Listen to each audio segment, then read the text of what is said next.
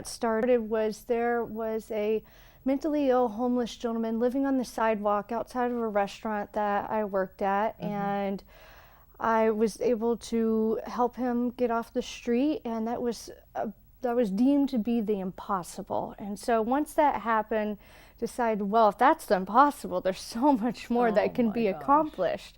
And so that's what motivated us to start up the nonprofit and to help more. So you started it? Yes. Yes. Yeah. So how long have you been the executive director? January 1st of 2020. Wow. About it. There is not a single person in our community that isn't affected by mental illness and homelessness. Think about it, whether you're a business owner, you're a tourist, you're a concerned citizen, you're a service provider, you're the vulnerable individual yourself, or the loved one of someone who's suffering. It really reaches far. It does. So Megan, what do you feel makes you different or stand out from other organizations in our community?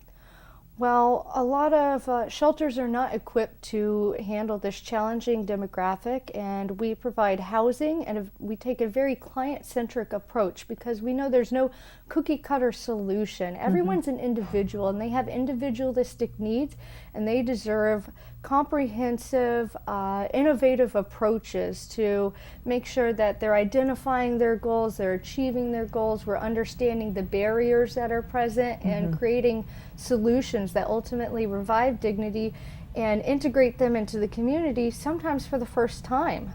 You know, we meet people where they're at, love them for who they are, and find the best quality of life given whatever circumstances are present. And go from there.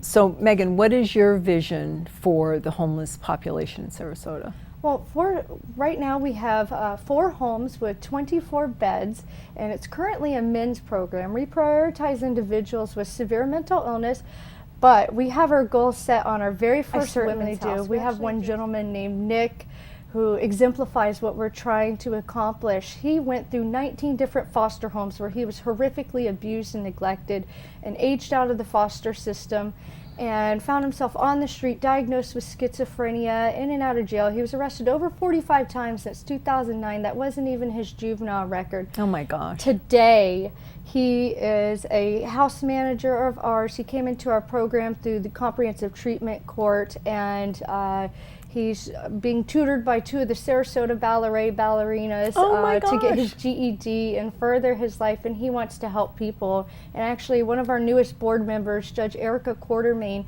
escorted him to the polling station to cast his very first ballot. So that's what it's about, giving self-sufficiency and independence and boosting that dignity and self-worth. Self-confidence. In 2006, Sarasota was deemed the meanest city in the United States towards homelessness, and we have come so far since then through all the wonderful community collaborations, and it's just going further. But the reality is that there's so much more work to do.